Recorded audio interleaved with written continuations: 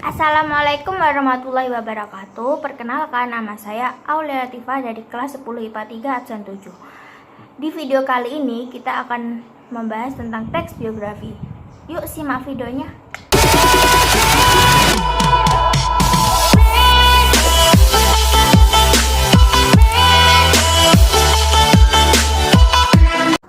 Nah, sebelum masuk ke pembahasan, kita harus tahu dulu nih, biografi berasal dari kata apa sih? Biografi berasal dari kata bio yang artinya hidup dan graf artinya tulisan. Bukan berarti tulisan hidup ya, akan tetapi dapat diartikan sebagai tulisan tentang perjalanan hidup seseorang.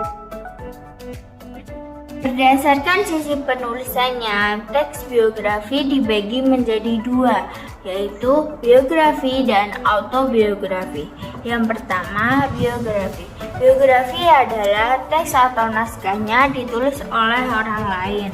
Yang kedua, autobiografi. Autobiografi adalah teks atau naskahnya ditulis oleh tokoh itu sendiri. Berdasarkan isinya, biografi dibagi menjadi dua, yaitu biografi perjalanan hidup dan biografi perjalanan karir. Yang pertama, biografi tentang perjalanan hidup yang dimaksud adalah teks yang isinya tentang kisah tokoh yang dianggap memiliki kesan lebih atau bernilai. Dan yang kedua, biografi tentang perjalanan karir. Yang dimaksud adalah teks yang isinya memuai tentang perjalanan karir tokoh mulai dari awal hingga sukses. Dengan membaca biografi, kita akan mendapatkan 4 manfaat. Kalian tidak tahu kan? Saya kasih tahu. Ada 4. Yang pertama, kita dapat mengenal secara mendalam tentang tokoh tersebut. Yang kedua, menjadi teladan bagi pembaca. Yang ketiga, memberikan motivasi dan semangat bagi pembaca. Yang keempat, menghargai dan menghormati tokoh sesuai perjuangannya. Selanjutnya, kita akan membahas tentang ciri-ciri teks biografi. Jika kalian sudah memahami tentang manfaat tersebut, kalian juga harus tahu dong ciri-cirinya. Yang pertama, teks disajikan dalam bentuk narasi. Yang kedua, strukturnya terdiri atas orientasi, peristiwa atau masalah, dan reorientasi. Pasti kalian sudah tahu kan pengertian dari orientasi, peristiwa, dan reorientasi. Pastinya sudah tahu dong, diberi penjelasan oleh guru kalian atau dari orang lain. Struktur teks biografi. Sebelum kita membahas struktur teks biografi, kalian sudah tahu belum pengertian dari struktur teks tersebut? Nah, betul sekali. Struktur teks adalah bagian-bagian teks yang sambung menyambung dan berkaitan sehingga membentuk bangunan sebuah teks yang utuh. Apa saja struktur teks biografi? Yang pertama, orientasi. Yang kedua, peristiwa atau masalah. Yang ketiga, reorientasi. Nah, kita masuk yang pertama, orientasi. Orientasi merupakan bagian awal dari teks biografi, berisi pengenalan tokoh seperti kelahiran tokoh, asal-usul tokoh, dan kehidupan tokoh di masa kecilnya. Yang kedua, peristiwa atau masalah, berisi peristiwa yang dialami oleh tokoh seperti pengalaman tokoh, kejadian yang pernah dialami, atau masalah yang pernah dihadapi dalam pencapaian tujuan atau target tertentu. Termasuk hal yang menarik, mengagumkan, dan mengesankan, dan mengharumkan yang pernah dialami tokoh juga diuraikan dalam bagian ini loh. Pada bagian ini, kita akan menemukan sikap-sikap dan nilai-nilai yang dapat kita teladani oleh pembaca. Yang ketiga, reorientasi. Pada bagian ini merupakan bagian penutup cerita yang akan menceritakan tentang pandangan penulis terhadap tokoh dan juga terdapat pesan dari penulis untuk meneladani sikap dari tokoh biografi tersebut. Bagian reorientasi bersifat opsional, artinya tidak semua teks biografi memiliki bagian reorientasi.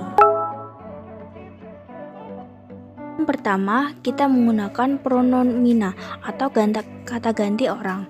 Agar lebih efektif, kita menggunakan pronomina atau kata ganti dia, ia, dan lain-lain. Yang kedua, menggunakan kata kerja tindakan. Contohnya adalah belajar, membaca, melempar, berjalan. Itu adalah kegiatan fisik yang dapat dilihat. Yang ketiga adalah menggunakan kata adjektiva atau kata sifat, berguna untuk mengungkapkan atau menuliskan karakter tokoh secara lebih detail.